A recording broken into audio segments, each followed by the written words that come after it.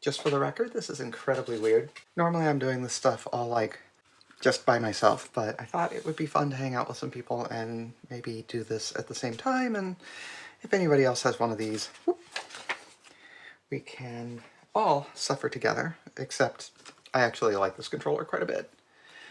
I guess I will start by going over the parts we're going to use. For one thing, the Scuf. That seems kind of obvious. I have a lovely iFixit toolkit. You'll recognize this from a million other videos.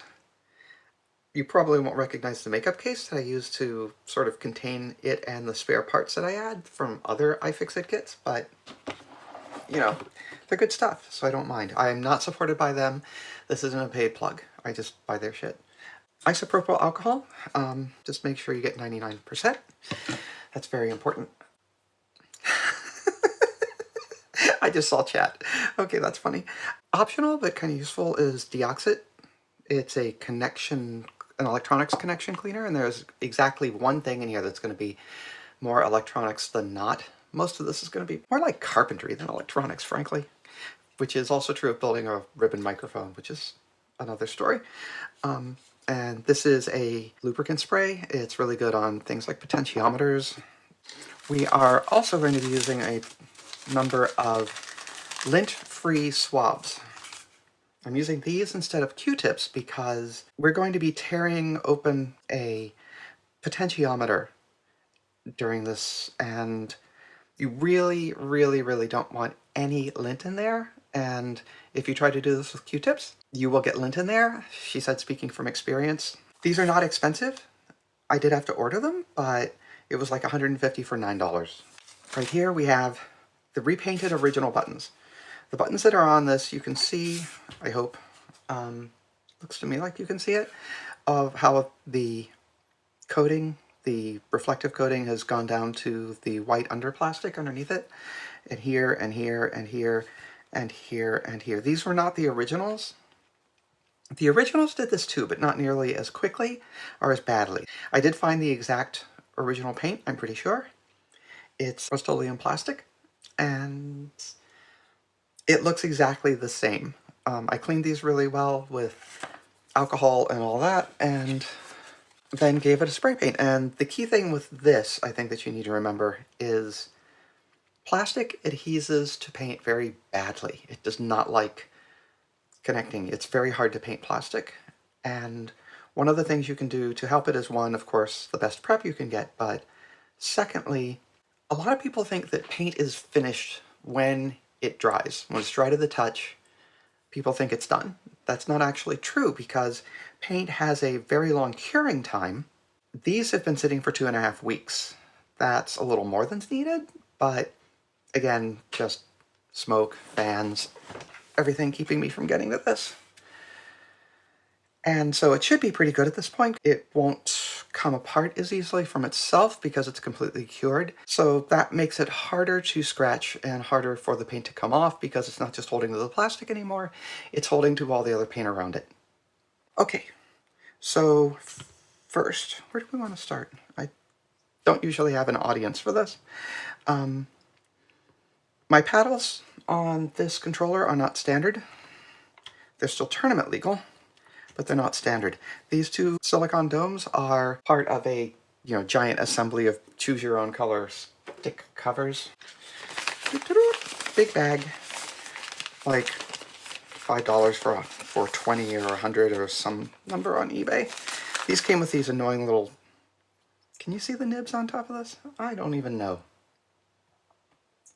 I did not put on a top coat, partly because I didn't know how that would interact with the existing paint, because the existing paint was so mostly on there and pretty solid, so I didn't want to get into it. Anyway, oh good, you can see them. The nibs are like really uncomfortable, so I just snip them off with fingernail clippers. Underneath that, I have, also courtesy eBay, you can find a million cheap metal replacement thumbsticks. These are meant for PS4 official controllers, but I am happy to report that they mostly work fine here. They don't completely work fine here in that the hole where the potentiometer, where the controller stick that's actually inside, sticks up is deeper, so they try to go down too far into the controller. But you can fix that very easily just by folding up some little pieces of paper and putting them inside here. And just experiment until you have the height that you want. The rings here are perfectly standard Scuf, of course, and they just pull off like any other controller sticks. The only problem with the paper inside is that when you pull them off, you've got to make sure that the paper doesn't come back out. So now we're looking at the potentiometers, and we aren't going to see the side for a little bit right now because we're going to turn it over. Now these are standard, of course, Scuf paddles. These are my original Scuf paddles. A lot of people think, I'm pretty sure, when the back paddles start to have problems that it's the paddles that are at fault. Maybe it is sometimes, but that's never been true for me. These just pop right off. I bought a spare I bought a spare set of paddles, spare pair of lol, when I bought this controller, and I've never even opened them because there's no reason, turns out. Oops. Now, the hard part of getting into a Scuf controller is this screw right here, or not so much that screw right here, but instead this screw right here. Now the question is, how well can you see this? And I suspect not super well. And what this screw is, this was a hard search to find what kind of screwdriver was supposed to work on this, because the top of this, before I modified it in ways you definitely cannot see, this is a smooth dome with 5 circular cutouts around the edge. It's like nothing else I've ever seen. It took some investigative work by the fine people of the Widow Tracer Discord server to track it down in Japan, in Japanese language only, but we did find it. They will not sell you the bits. These are just impossible. So I'm going to see if I can bring this up to the camera and see if you can see this a little better. Problem is, there's always this like, no, it's just not going to focus. Maybe a little bit. Anyway, what is in there now is a flat blade screwdriver access. You might think a Dremel tool is the right solution. You would be wrong. The angle of interface with the rest of the controller back is, you can see I did a little damage before I gave up, is just too steep. You can't really do it that way. So what a lot of people don't know is that X-Acto makes very tiny saws. And if you are patient and take a lot of time and have steady hands and brace yourself, brace your fingers so that you can't get it wrong, you can eventually get a flat blade point connector in this screw. It is not easy, but it is doable, as you can see.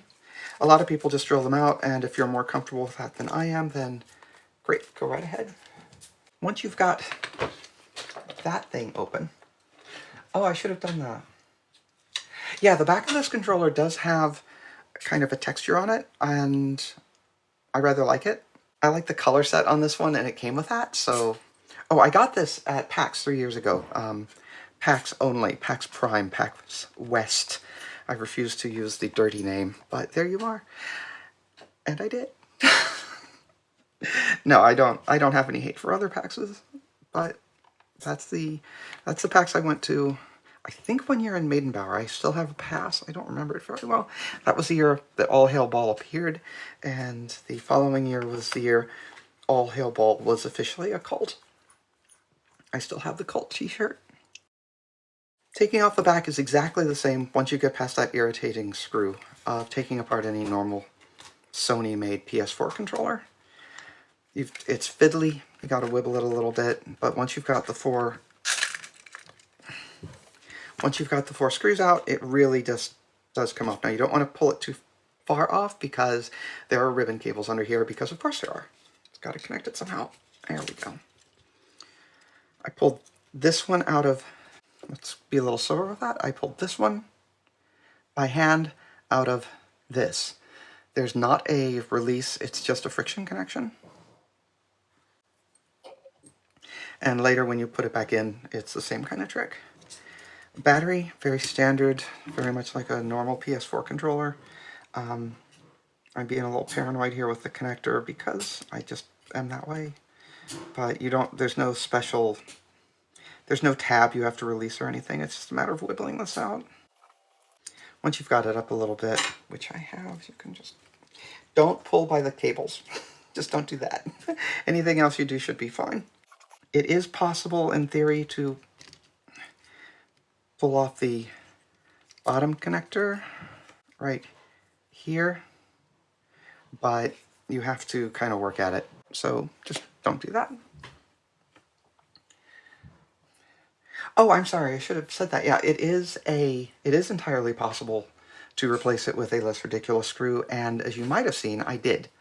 3 of those screws that I used as replacements were original, but I had a matching screw with a not matching head that I used here. Let's see if this works. I got a suggestion from Future Synthetic in chat. Does this focus now? Can you see this? This is a normal Phillips head screwdriver, or screw now, so it's really easy to take out.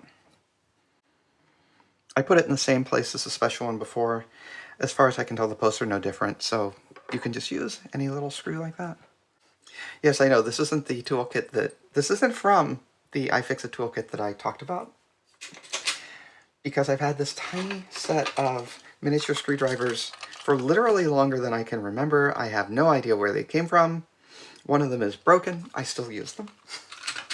In addition to using the iFixit kit. The front and back of the controller can't be fully separated, which is kind of annoying. And without desoldering stuff, because these wires right here, this green one and this red one, are soldered on both sides. I have had one of them come off before.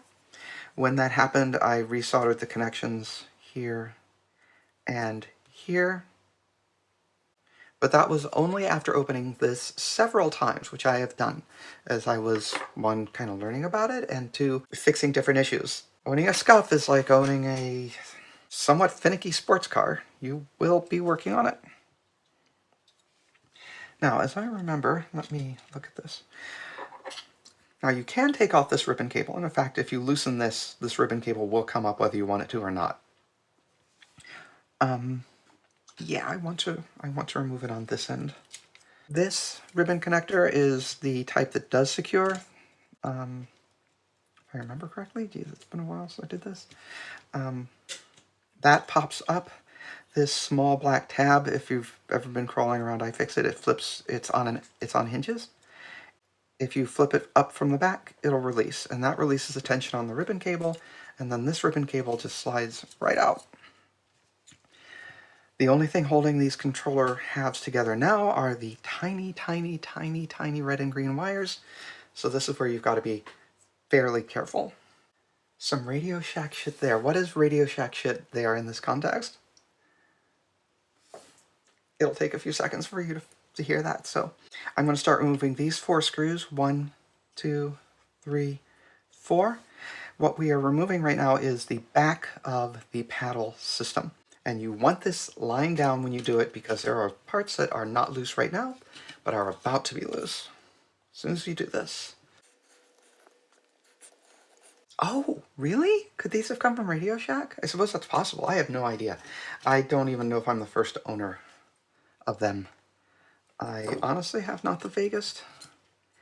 Alright, so now we have lifted off this paddleboard. Copyright 2016 Scuf, and it's got all these numbers on it. Now, let's start looking at the paddle switches, because these are different. I mean that in a good way. No, well, I kind of do. The paddle switches are these large silver pieces here. These are domes. They may not look like it from the top, but they are in fact small metal domes that pop down. That's the source of the click noise. And I have not been able to find direct replacements for these at any point, except I bought a broken Scuf controller off of eBay for a reasonable price given Scuf controllers on eBay, and I had one of these crack. That's one of the ways that these buttons can fail. That is very odd. Scuf was almost but not quite willing to let me just send it back so they could look at it, but they were not going. There were some issues. They weren't quite willing to do that. But they were very surprised by that. There's things they're not surprised about, and there's things they're surprised about, and that was a surprise. So I think that was kind of a one-off. But I had to buy another. I had to buy a broken Scuf controller where the paddle still did the click noise in order to get these out of here. Now these are magnetic, I think. Yes, these are magnetic. Be careful not to lose them. They're not super fragile, except for the one that just broke for some reason. There is very much a right side up and a right side down. The dome, come on, get out, there you go. The dome side goes into this round plastic circle on both sides, and what those round plastic circles are, these are just extenders, essentially. This is what the paddle presses against. This is a piece of plastic. It's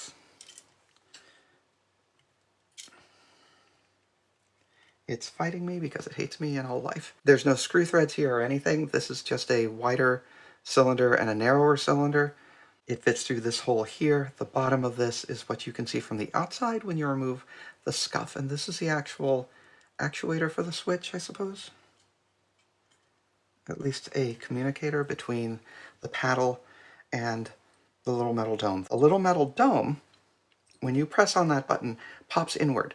So it's less shocking to me than it apparently was to the engineers that this could crack, but it can.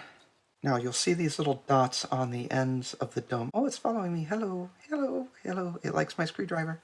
These are contact points, and they are connected to this outer ring at all times.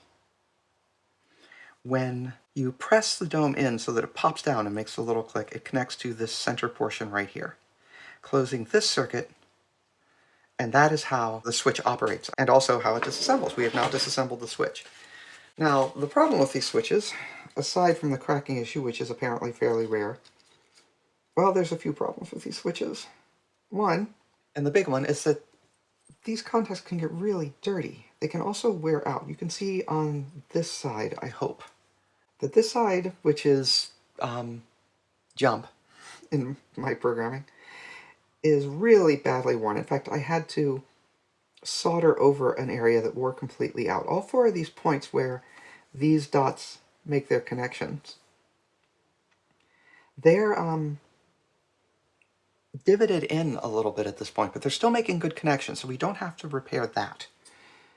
But this point here developed a hole all the way down to the circuit board. So what I did was added some solder and filled the little gap. Oh, the blue disassembly mat. This is just one of, there's a zillion companies making these and selling them, all in very different forms. This is one of the larger ones. It cost me like $20, but it's got anti-static spray on it, because silicone is not anti-static particularly. And this one has anti-static spray, and they publish their numbers, so I think it's pretty good. Hopefully it is. Haven't had any issues so far anyway. The other thing I like about it, I genuinely like just a purely flat mat. And I thought about getting a larger one and cutting it down, but I didn't. I do like the screw reservoirs that you can see up here. Right, so what we're going to do is we're going to clean the contacts on the board, and we're going to clean the contacts on the little metal domes. Now only do this when your swab is completely clean. I am putting, because if you take a dirty swab and re-alcohol it that way, then you're just going to contaminate your alcohol supply, and you don't want to do that for a bunch of reasons. I'm going to see how this cleans up.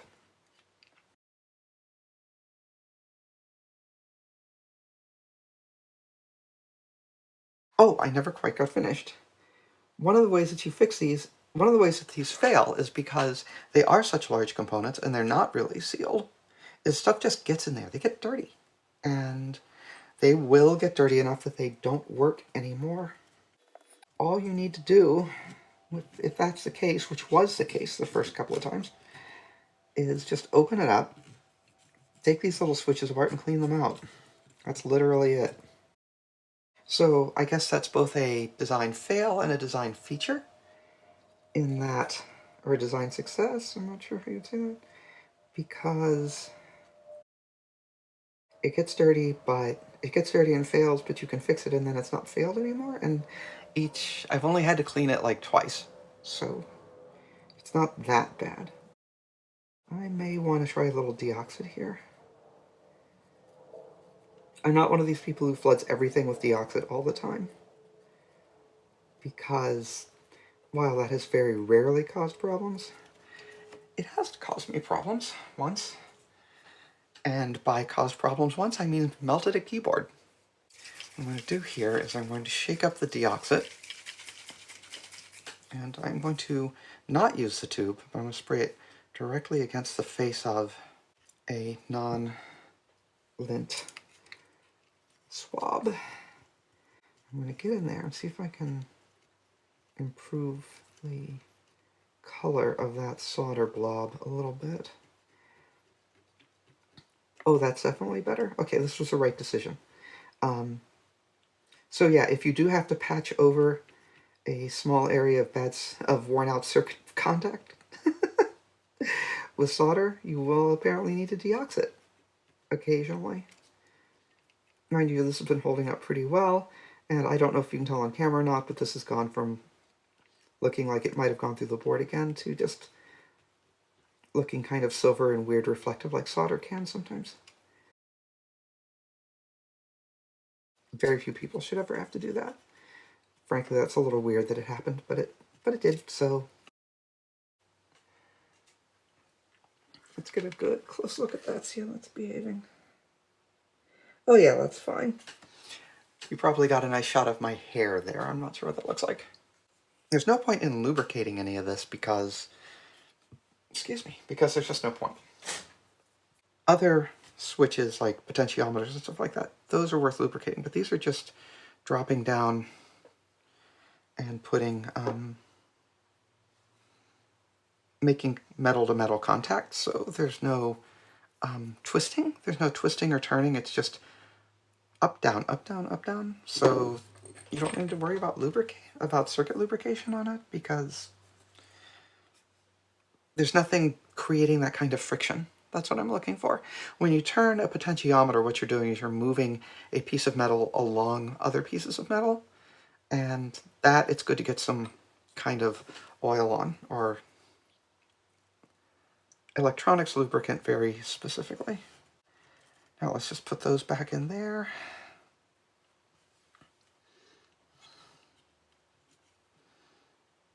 Make sure they're settled in.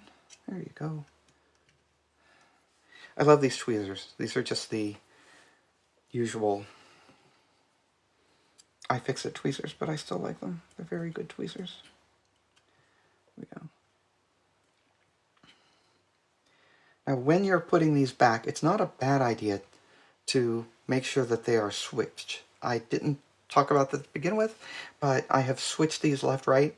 They are interchangeable parts, and if one side's getting more wear than the other, like is very clearly true here, then what you're doing is spreading the wear around, which means they'll last longer before complete failure. This metal washer, that metal washer is what, may as well clean it, why not, is used to bridge these contact points on when you're wanting to reprogram the paddles on this device. You hold the metal, I think you're actually holding the metal ring away from the programming contacts, but I've never messed with it. I've just made sure that it stays there. It's important for that to stay there. If this comes out, you can't reprogram your controller anymore. And that is part of the point. This is going a little above and beyond, but there's no harm in it. And you won't know, but I can tell that already that this is a way cleaner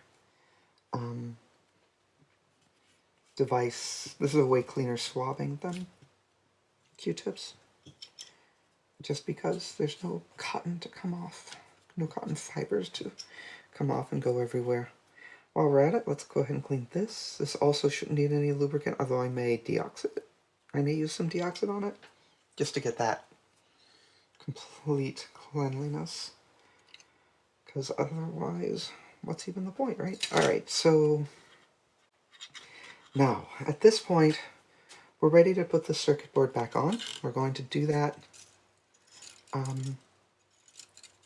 in no small part, even though in some ways this makes the rest more awkward, because we don't want any of those other parts to start coming off. If we turn this thing over right now, all those little metal free parts that we just cleaned go everywhere. Make sure this ribbon cable goes under this corner of the circuit board, right here. Just like that.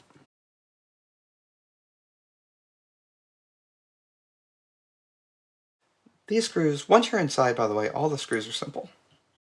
These are Phillips head, very standard Phillips, I think it's 02. But if you have a miniature screwdriver set at all, you will have this screw. When you're screwing this board back down, be careful not to over tighten. You can, and then the board won't stay down anymore. There is a definite bottom to these screws, and you do not want to exceed it. The good part is, you'll know if you do. The bad part is, then you have to get some epoxy.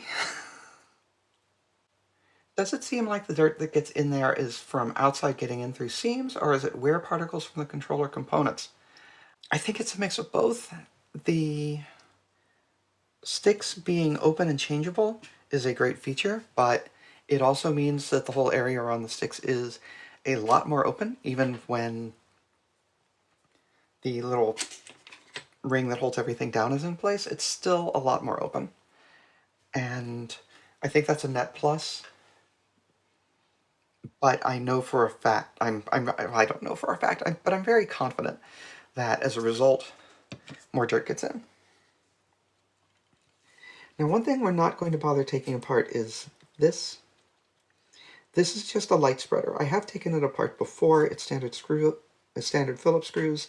The only reason to take that apart ever is if something visible gets into the light, to the externally visible lights here and up here. And in this case, nothing is, so I'm not going to remove it, but it's literally unscrew this, both standard Phillips heads, take it out and clean it with any light cleaner that you feel like using. Oh, one thing I will say is that this red paint on this controller, and this is probably true of other Scuf controllers as well, is a little sensitive to alcohol, so keep the alcohol away from the outer paint.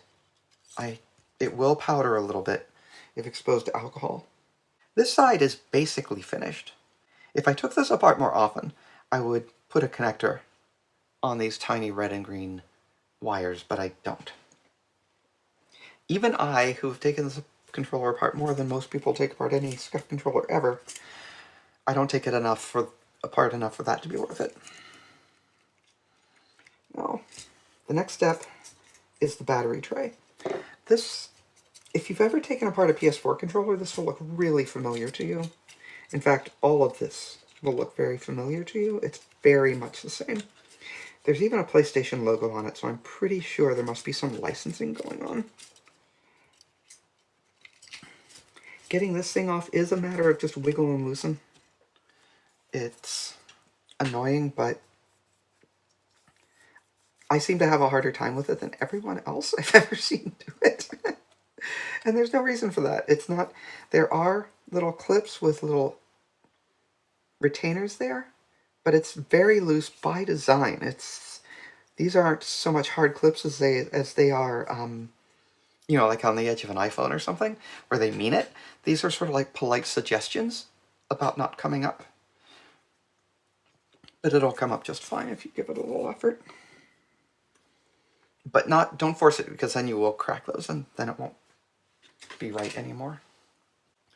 This board has very little going on in terms of what's holding it in. This is not holding it in. That is being held in by the board. We'll get to that in a minute. There is one screw that basically anchors this entire board into place, and this is it. This is also true on a standard PS4 controller, by the way. Or so I remember. This ribbon cable slides into this socket in horizontally, flat against the circuit board like this. It does not have a release lever, unlike that one. Kind of wish it did.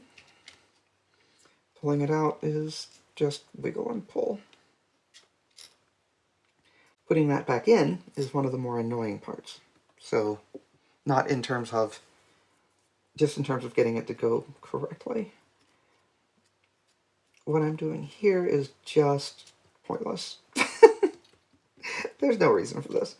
But I may as well get all the, well, there is, because I'm kind of wet dusting it with alcohol just to get the interior of the controller as clean as I can so that additional dirt won't get in bad places too soon. Okay, this now lifts up. It's kind of a pain in the ass. Now you've seen that just fell over, right? That's important. This is held down by, oh look, see, can you see this? Probably not. What I'm holding in my hand is a big piece of fiber, possibly from a Q-tip. But possibly just, you know, general the kind of fibrous noise you run into in the real analog world. Now, like I said, this is held down multiple places by multiple wires, all of which are hard soldered into place. Which means you can't completely remove this without desoldering a bunch of wires, which I'm trying to avoid doing in this demo. Down here, there's maybe, is this visible? Yes, this is visible. I'm going to slide. Now at this point, remember the controller is very much apart. There's a lot of different parts involved here. This is the PlayStation button, or in this case the Scuf button. It is an integral package. It is not just being pushed down to connect to stuff. It's got contact point connectors on the board, and that's how that one works. I'm still going to clean out in here, but you don't want this coming out. I mean, if you do, put it back, that's all. It's not like it's the end of the world. Underneath here, you see this ribbon cable has come out. This ribbon cable connects to the main board. Oh, it does need cleaning, doesn't it? Good, let's get some cleaning while we're here. This ribbon cable is sandwiched between another ribbon cable and the main board. And it's held in place just by friction. I wish, well, by two posts, but the connections are made just by the force of the lower ribbon cable here and the plastic it rests against. And these set of connectors, or contact points, not connectors even, just contact points on the main board. I don't like that design, but I'm thinking it's pretty standard. I lose track. Anyway, we are going to have to go still further down because we are going to work on these controller sticks, but first I'm going to get this the rest of the way apart so that we can replace the buttons. Now, getting out this lower board is not that insane, but it does take the rumble packs with it. But the good news is, no more wires. Once you have all of this disassembled, and you do have to have that disassembled, you can get to this, the top layer of the shell, freely. Now, once again, there's some loose parts here, so be careful. You can see all the dirt that's just kind of wandered its way into here. This ribbon cable is connecting to the large pad. I forget what the word is. These are the actual contact points of the buttons. The buttons push these conductive rubberized elements down onto contact points on the circuit board, as does this. So, oh, I'm sorry, that I said that was the Scuf button. That's not, this is not the rectangle I showed before is not the Scuf button. It's the little microphone assembly through here. I'm sorry, I got that all backwards and confused. Now, we're not going to clean these contact points yet because we're going to be taking them off. This is a membrane, and it just peels off. There are anchor points here, here, here, and here, and it also fits down over the edges of these. We don't need to remove this one because I didn't replace the Scuf button, because why would I? Now, these should peel off fairly freely. And there they do. You can't really get them confused, and it doesn't matter if you rotate them. Ah, thank you. Thank you for letting me know about the head. I had any problems with my head showing up. I appreciate it. These parts literally just lift out. And you can see all the wear on here, hopefully. It's very easy to see like the wear through here, and the wear through here, and the wear through here, but particularly this part. You can really see how that's just failed. And I can't even blame them, even though they're, one, these were super cheap, but two, painting plastic is not a good idea. I mean, it's really a better idea just to cast the color into the plastic, otherwise it will do that. But now we're going back to the originals. Oh, if anyone's wondering the way I painted these, I had some styrofoam sitting around. I stuck bamboo skewers in to the styrofoam and then put the buttons that I was going to spray paint onto the little sticks. So that has them all held up. So there's no issues about sticking to any surface or with a little care in how you place everything. It just stays even when it gets hit with the paint. One of the big things I was worried about was sending the button assemblies flying as soon as they were hit by paint. It's like, no! But it was fine. I'm going to clean it here a little bit. I don't think you can see that there's dirt in here, but there is. And see, I don't know if you can see that, but that's a little... The interior paint is not cured the way that the exterior paint is. And a little came off right there. The interior paint is just incidental spray, so it was never applied correctly and never cured correctly. So...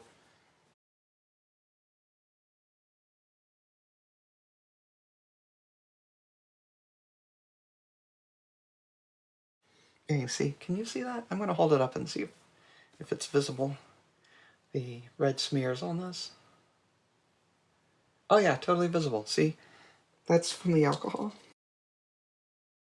These buttons just drop into place. It's very straightforward. But these do have a side, and you'll know if you get it wrong. It just won't sit right. It won't sit correctly. Excuse me. It won't sit correctly. Like that. That won't sit correctly, so that means I got it wrong. There we go. Now it goes all the way down. Each one of these is also unique. You can't get these wrong, and Scuf uses standards. They are the same as PS4 base controller, which means that you can do what I did and get cheap replacements off eBay for the time being while you're working on restoring your originals, if you are into that sort of thing. I doubt it would come off with plain water, but I haven't worried about it too much because the only place I'm letting alcohol get... In fact, I know it won't come off with plain water. I've cleaned this controller before on the outside with just water, and it works fine. It definitely seems alcohol related, and it may only be the interior. This paint may have a coating on the outside. All the interior paint is just spillage from manufacture. So if they were doing, just you spray paint, paint's going to go places. So none of this paint toning through here is intentional or necessary. It's completely invisible with the controller closed, and the paint that's coming off is all from that interior section. Oh, if you want a place where it's really come off, compare here versus here. This is invisible from the outside, but it's very visible from the inside, and you can see how the spray spillage got all in there and it all in here. And this came off when I was trying to clean it before I had figured out what was going on with the stick.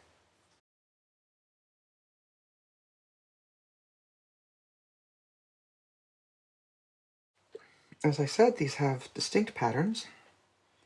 I think this is top.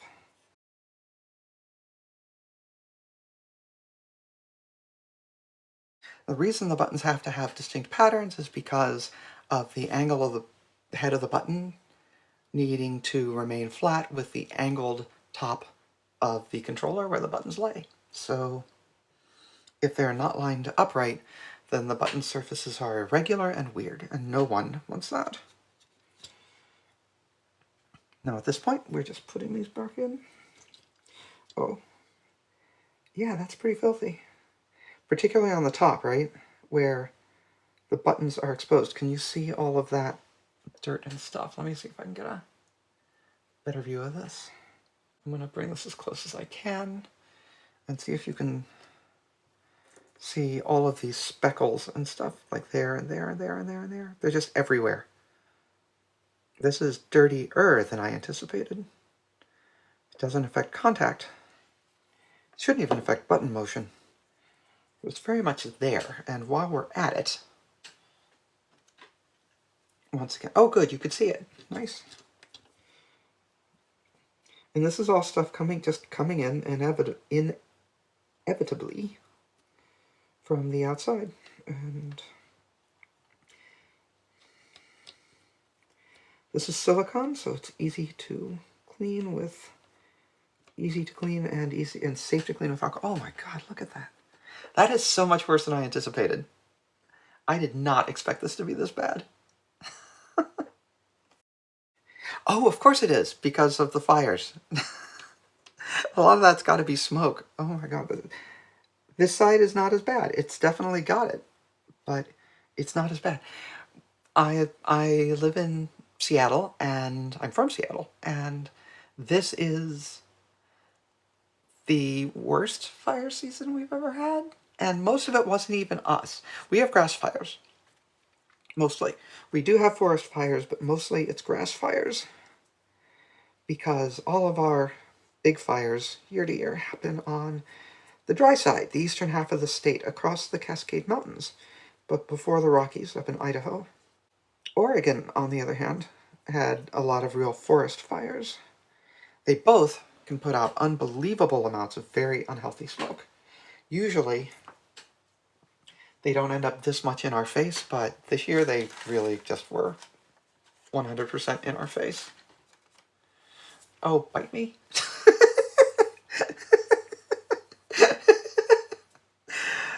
For anyone watching later without chat turned on. How do I live with myself? Spite. Spite and rage. Like any gamer, really. It's all spite and rage. Better living through killing everyone.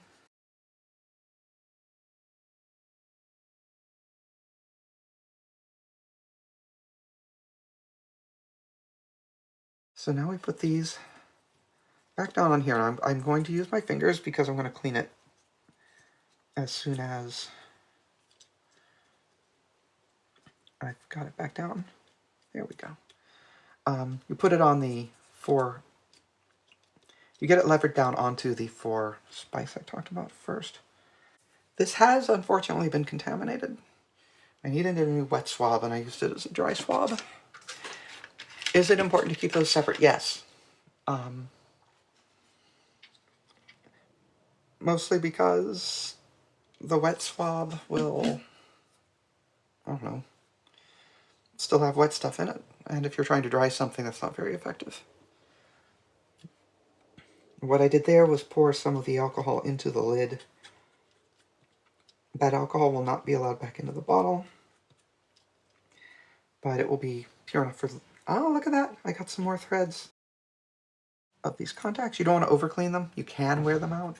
If you do, you can buy this material in liquid form, the conductive material that lives on these buttons. It'll be like $20 for a bottle about this big by about that wide. It's incredible. It's incredibly small. And you think, well, this is terrible. This is pointless. And then you find out it lasts about 1,000,000 years. So the bottle's that small because you really only need one. Housemate Paul has an old Logitech Harmony remote control that had kind of died, so I took it on as a project, and I used that on it. I used that on like all the buttons, and I still have like 3/4 of the bottle left. Okay, right, where were we? This is now back together. I'm going to put it out of the way and out of the camera for a minute, because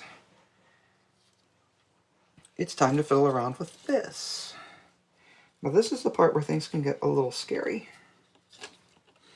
You know, we have this flipped over. This is the side that would normally be up here, and it's not because we need to work on the sticks.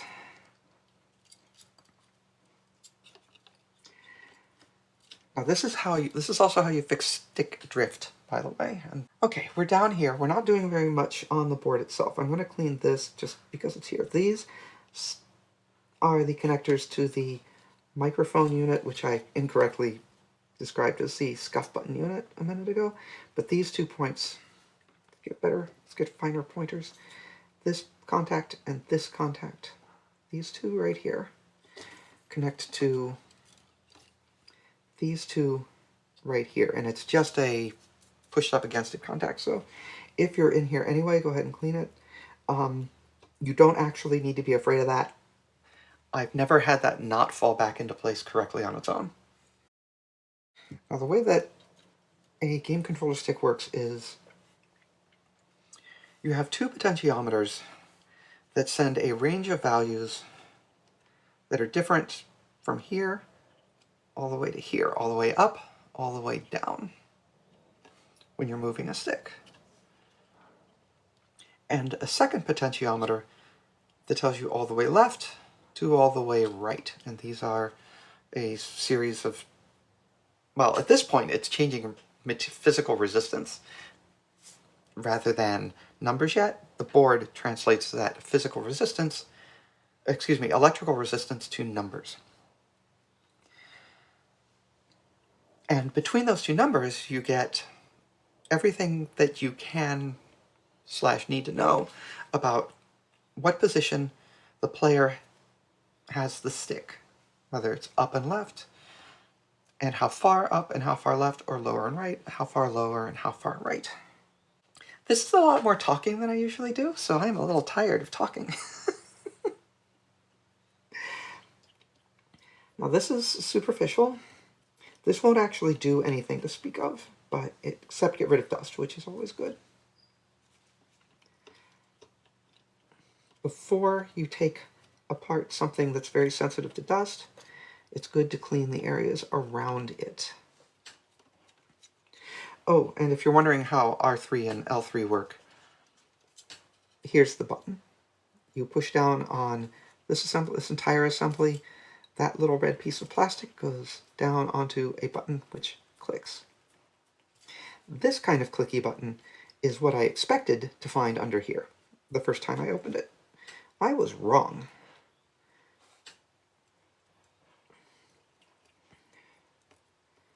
Yeah, I picked up a few more little hairs here. Neat. We're getting into a delicate area, so I'm going to retire both of these. I really do need some water. Give me 10 seconds. I'm going to get some water. Okay. Now we get to, like I described, the scary part.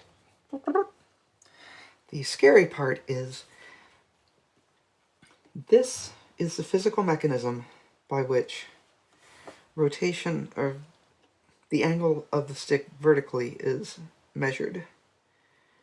And yep, there's a little hair in it. There's a little bit of fiber in it. It doesn't want to come out. Oh wait, there we go. Yep, and that's long too. That looks like carpet fiber. And this is the potentiometer which measures left and right.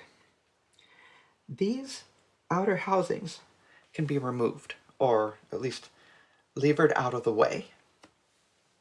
You can find a bunch of videos showing this in more detail, but they won't really show you anything not here. But you can find videos online of people expressly fixing this.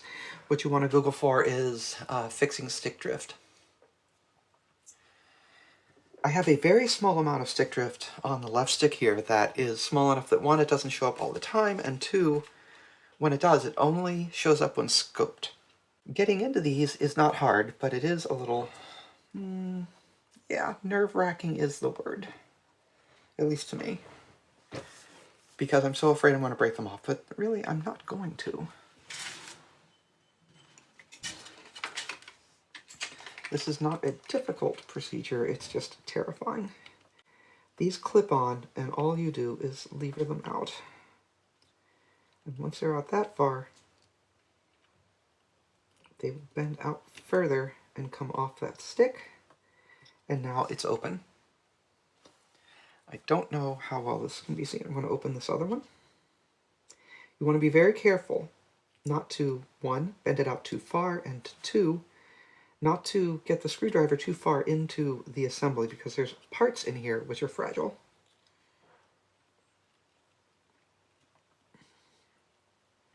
You want to bend it far enough off that this disc, right here, this white disc, is not hooked on the central spindle down here, which you're going to have a hard time seeing, I think, right there. But you don't want to push it any further than you have to. Each time you do this, you're creating metal fatigue, so you only don't. This is not something to do often. I'm going to hold this up, and hopefully it will focus on it. It will take me 5 seconds to see.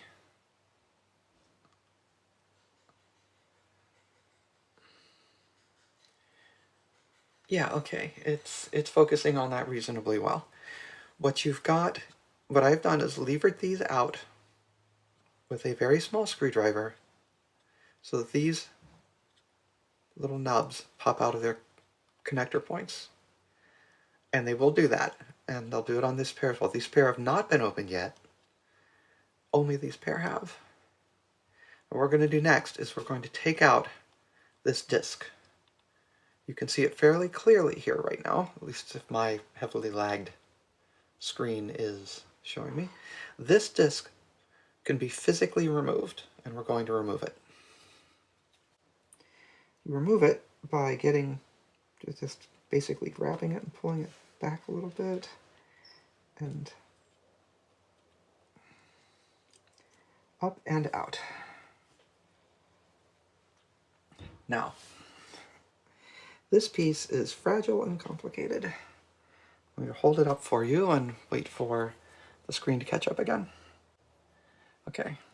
Now what you're dealing with, what you have here is a spring. It is a piece of spring metal. It goes all the way around this disc. And there is a small nub right here. And that nub is the contact point between this metal conductor and the variable resistor on the inside of this component, which I'm now going to move my hand so you can see it again. There is a ring of conductive material here, and where the nub on this spring is changes the amount of resistance going through this variable resistor. And that's the physicality of how each of these axes work.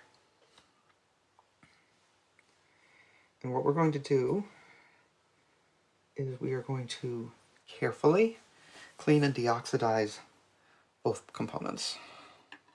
And then we'll repeat it on the other four. And because this is a live stream, we won't be editing it. You won't be able to skip through this, sorry. But I will talk about it less each time. Okay, where are we? I need to open the very small lint-free swabs. It's very important that you not deform this spring. If you deform this spring, your game is over. I don't know if this is going to show up on camera or not, but look at that. At the very tip, how dirty it is. Surprise. The tip, as I'm looking at it, is basically brown now, and it was white like the rest of the lentless swab. I did not think I would get that much dirt. The dirt changes the amount of resistance the circuit is communicating and how much it's seeing, which means suddenly the controller thinks that you have the stick at a different angle than you actually do. And that's why this happens, and that's why this fixes it. Wow, I did not expect that much. Okay. Oh yes, there is an up and down with these, and I'll talk about that again when we're putting it back in, but the nub goes at the top. I'm not having a left-right drift, so I don't think I'm going to get as much dirt in here, but I could be wrong. Oh, I'm definitely getting some. That's very dark now, and you can probably see that.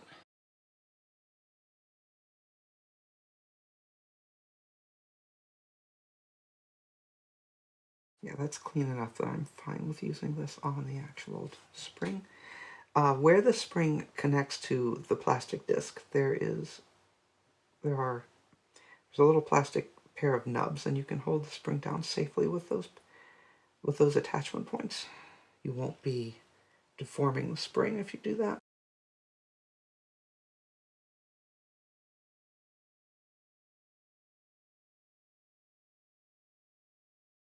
And that's the scary part. Now, we're going to have to do it again for this one, but that's the scary part.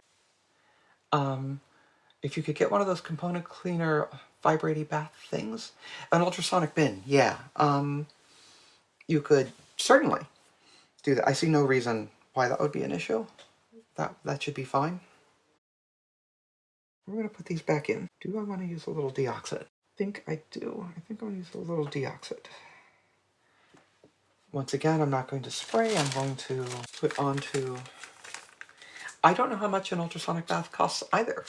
I know that the equivalent for technical pens, and I don't think there's any difference, are not very expensive, and you can probably find a technical pen ultrasonic baths for a reasonably low price on eBay. I don't know. I've never looked into that. I've never used that kind of approach except on pens. Ugh. Well, that was more than I wanted. Yuck. All right, so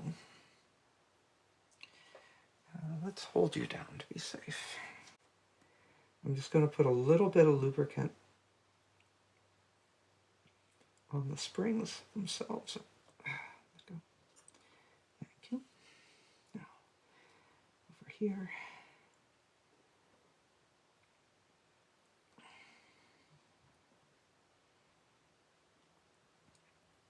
It's hard to tell, but in person, you can see whether or not you've got lubricant on it. Very small amounts. And I don't want to put it on, I don't want to put any lubricant on the other side. Yeah, ultrasonic baths are not expensive. And I don't know, honestly, that much about them, so I can't offer much in the way of opinion, but I can just say they're not very expensive. Compared to like a lot of other kit.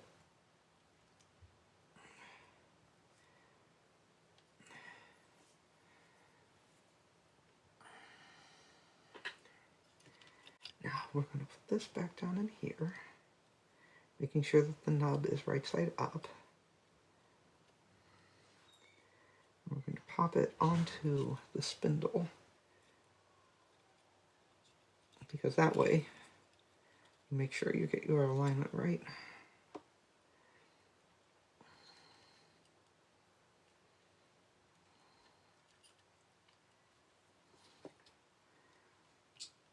Now it's on the spindle, and all you have to do is push it back closed until it clicks.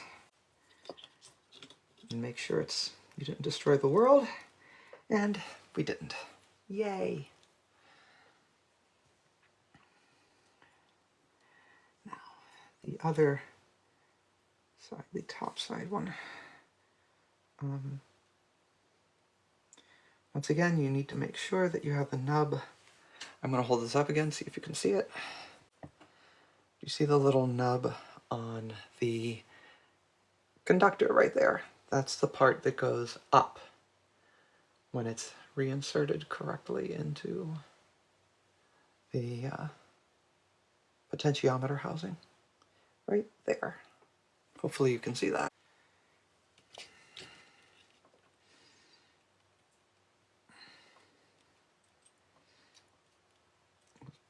Goes over there, stay straight up. Click. And that one's done. Yay! That's the scary part, even for me. Also, I have the deoxit sprayed a little, so I'm going to grab a paper towel. Now we do the same thing on the other side. It's very straightforward at this point.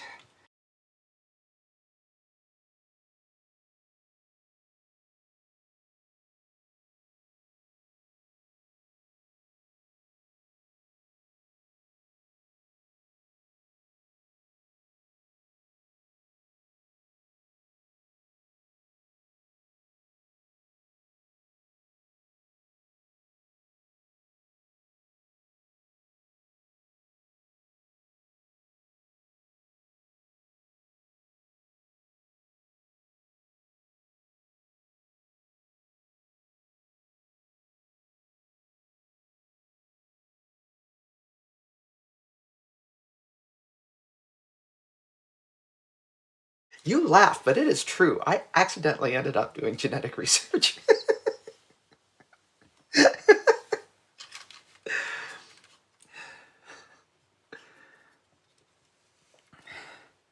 I mean, I wasn't even brought into the lab for that. I was brought into the lab for just running their computer systems. But, okay, this is true story. Story time. I was, school, grad school, all that kind of crap, and I needed a part-time job.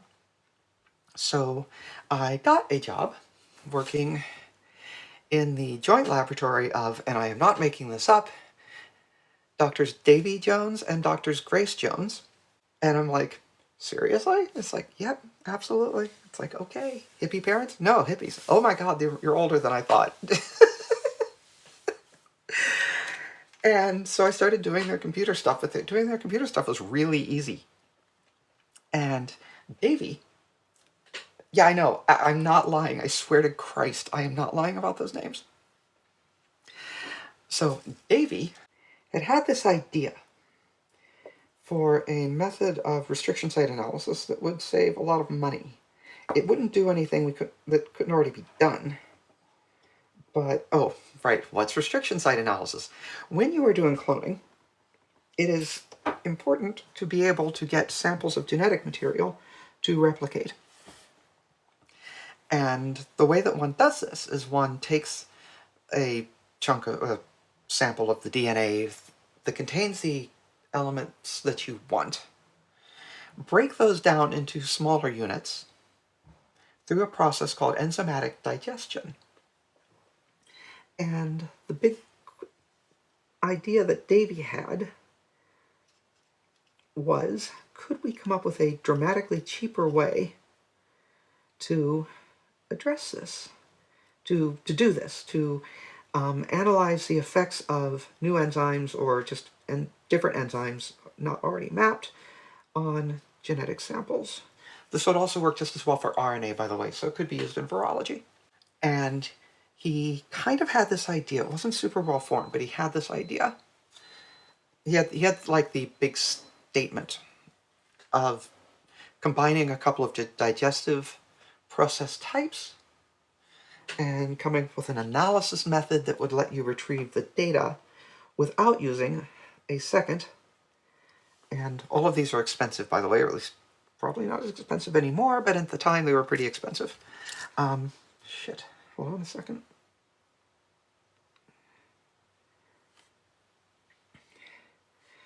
There we go. He was pretty sure there was a way to do this with a single without using a secondary reference enzyme. And so I looked at, so he came to me because I didn't have enough to do. And he said, hey, you know computers. Because I'm in grad school for computer science. Yes, Davey, I do know computers. You hired me for that, remember?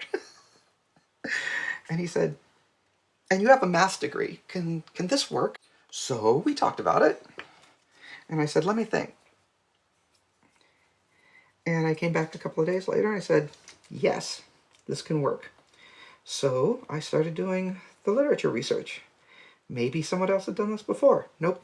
Turns out nobody had reapproached this subject in a while because the extant methods worked fine. I mean, they did. And they still do. I'm sure they're still used. But this method would be cheaper and faster if it can be made to work. So I did a lot of math, and there we go. You little cheat. There's a fiber in here just waiting to screw up my controller. There we go. So I did a lot of maths and a lot of thinking and a lot of literature research and said, in fact, no one's done this. And he's like, awesome. This is now your research project. And I'm like, great. And it works. That shortcuts a lot of experimental work and a lot of modification based on a lot of modification of algorithm based upon real-world genetics data and the way genetic base pairs behave and all this other kind of stuff. But yeah, we got a method, and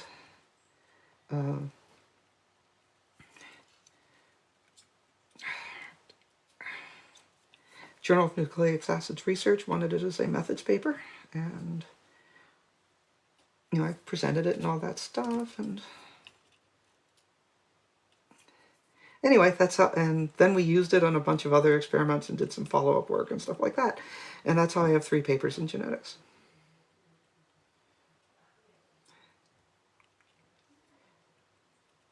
Primary author on 1.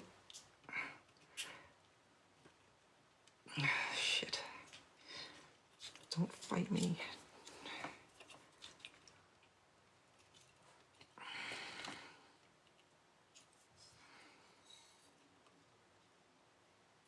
Come on.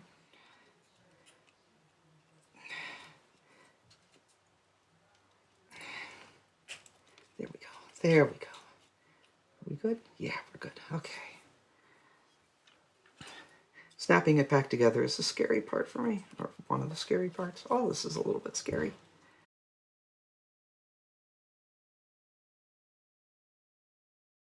Ah, that feels good. Okay, there we go. Whew, the scary part is over. Well, the scariest part. Oh god, that part's always so scary to me. Okay, so let's hit this ribbon cable with some deoxit. Oh, here's what I'm doing. Put the swab directly in front of the nozzle, have the nozzle turned all the way down because it's adjustable. Have a paper towel behind it. And there's your nice deoxit-filled lid-free cotton swab, or lid-free non-cotton swab. Well, that's cleaned. We cleaned this earlier. Now I'm going to deoxit it a little bit. Probably not necessary, but certainly will not hurt. These pads, again, I can tell in person, are all in pretty good shape.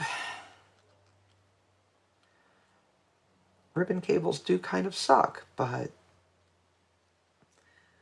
they don't have to die on you.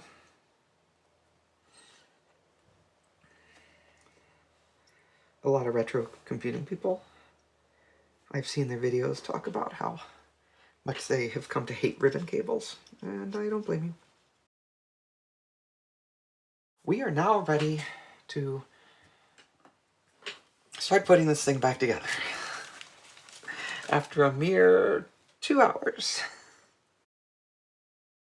All right, so let's bring this component back in.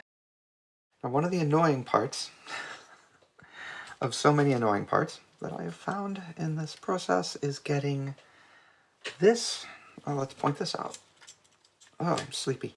This ribbon cable needs to come up through this hole. If you don't, bad things happen.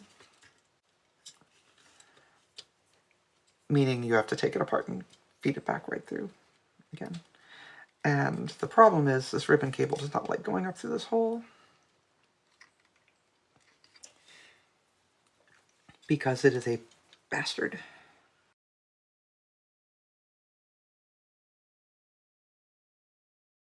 Honestly, this right here is the most frustrating part.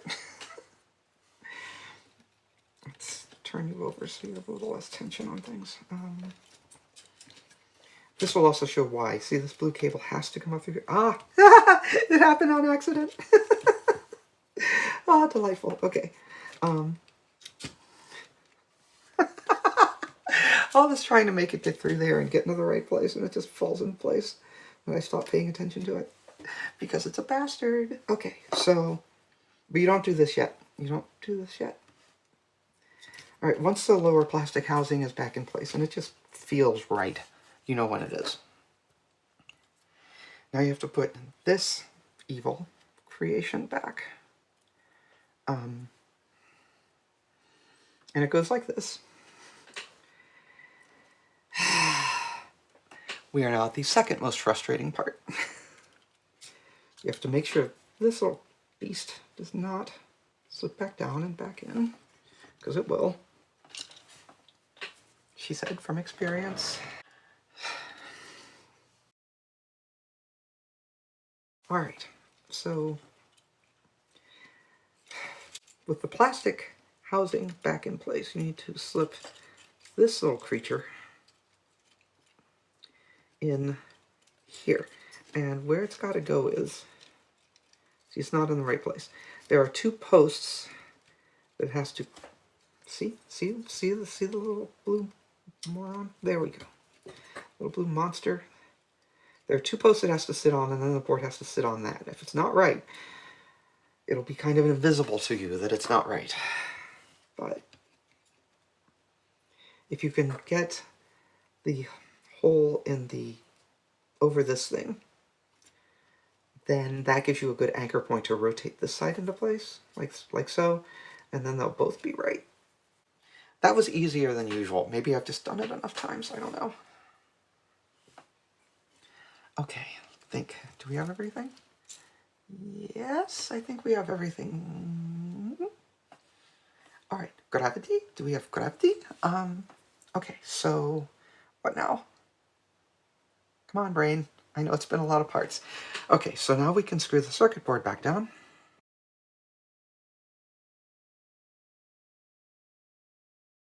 Now, this ribbon cable needs to slide back into here,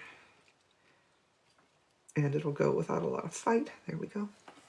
Yeah, we are almost done. Thank goodness. All right, I cleaned this already before. This does go over this, the green cable of the green and red pair, helps hold it in place. Just pops right back down like that. This ribbon cable goes back into this socket, and this lever goes back down because it's a zero insertion force ribbon cable. It's the best kind. This battery goes back into its little tray and gets plugged back in. Make sure the wires are run neatly and correctly. One thing I didn't take apart, and I'm not going to because I'm too tired, are these trigger controls. I may do a separate video if there's interest on how these wear out and how to repair them, because I have done that. And it's not very difficult, and I may do a separate video. It'll be a lot shorter because all I'll be doing is taking another controller apart and showing you how I did the repair on that one. Then you get to the third frustrating ribbon cable moment, which is you've got to get this over here and get this vicious little creature into place. This vicious little creature has to go in this vicious little socket. Neither one of them like you. They are not your friends. They are not my friends. And you need to keep this from getting too crinkled or the ribbon cable will fail.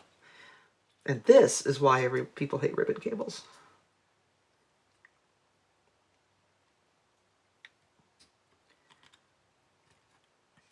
I swear to you, it has never worked that easily in my life.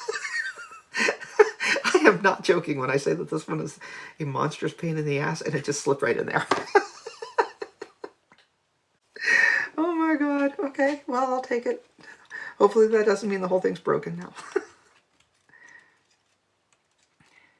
Now, keeping the... You can't... This is hard to see, but I'm working to keep these same green and red wire pair that I've talked about so many times, both off of the trigger and off of the rumble pack, because they are so blinking fragile. This little white tab does not go into that part of the controller, it goes into this part of the controller. I'm sure that was just shriekingly illuminating. Something feels wrong. I feel like I forgot something. That circuit board's all the way down. The ribbon cables are in, and they're in the right places. Am I just being paranoid? Yes, there we go. I'm just being paranoid. Okay. Now it should stay down by itself. If the screws are what's holding it together, you have assembled something wrong. And I'm... See those? See those? I don't know if you can see it, but I can see it. You can see the red and green cable from inside the paddle slot. Take it back apart. Those little wires like to migrate. They move all over the place, and I have yet to find a really good way of making them absolutely stay in the right location. And usually, in my experience, if the controller back isn't quite sitting right, there we go. Click. Now we're good. You could still see them though, what the heck? Are they actually further down than I think? Oh, they're further down than I think. Still gonna move them. Plastic spudger with something like this. Don't risk touching them with metal. Just make sure they're out of the way.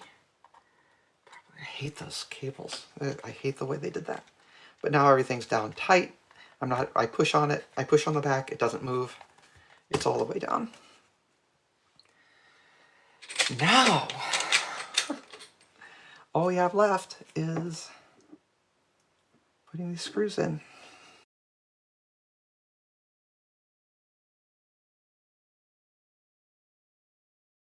Now we have our buttons back on. We have our original buttons back on. The color is almost perfect. It's not quite perfect, is it? It's a little bit different. Maybe it's just amount of sheen from here to here, but it's really close. I genuinely could not tell that it was at all different. No, it is a little bit different. Damn. Well, that's good enough. Oh, these, you may notice left button and right, L1 and R1. I didn't take those apart because I talked about these all being standard. These are absolutely bog normal. Oh, nice and clicky. I love clean. How these buttons are all standard PS4. These aren't. They're R1, L1, R2, L2 are not the same as standard PS4, and you can't buy replacements just off eBay. You're on your own, or you have to live with unless you want to take them out and not have your controller for a while, for like 2 weeks while you wait for the paint to cure. Will you see me do this with the C40? No, at least not anytime soon. Not just because it's warranty, but because that thing is clearly less friendly to monkeying than... The Scuf is hostile. They engineered this thing like Apple, at least, but only on the outermost parts. Once you get past their hard outer defense, there's no resistance anymore. Apple is mean all the way down. And I say that as someone who is watching this on a 2012 Apple MacBook Pro that she has repaired multiple times. You will not defeat me, Apple. I will have your hardware. I'll have your older hardware. Not so sure about the newer hardware. If I want to get in there, I'm getting in there. Our household media server is a 2006 Mac Mini that I have convinced that it is a 2007 Mac Mini because it actually has the processor of a 2007 Mac Mini. It's running a very small Linux and Plex media server because Apple will not defeat me.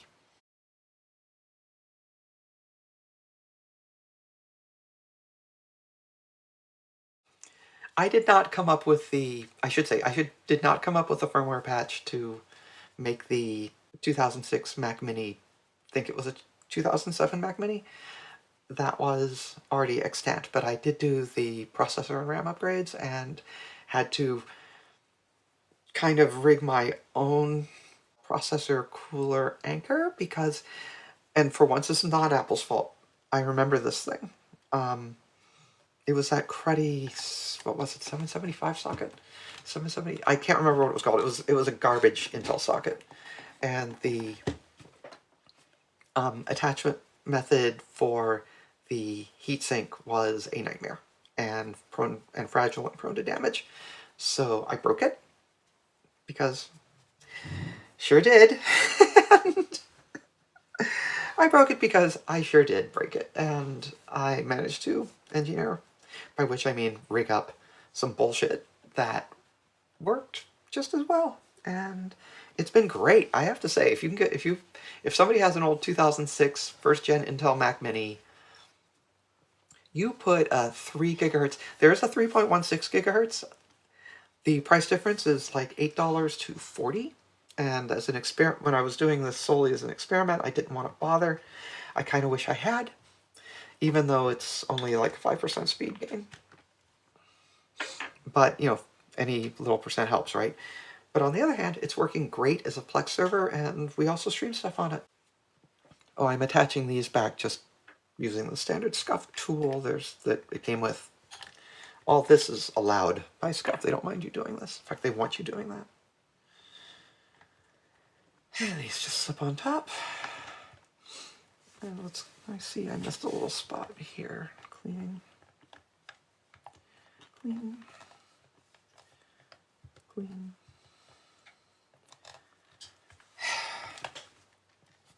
Flip it over, time for paddles. And yeah, like I said, I have never seen, these are the original paddles it came with. I don't know why they sell replacement kits. Because people will buy them like I did. Right.